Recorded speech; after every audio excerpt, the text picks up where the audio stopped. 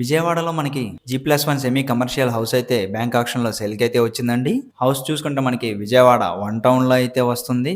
ఈ హౌస్ మొత్తం మనకి 272 గజాల్లో అయితే ఉంటుందండి. ఈ హౌస్ ఫేసింగ్ చూసుకుంటే మనకి వెస్ట్ అండ్ సౌత్ ఫేసింగ్‌తో అయితే వస్తుంది. ఈ హౌస్ స్టార్టింగ్ ప్రైస్ చూసుకుంటే 3,69,00,000 అండి.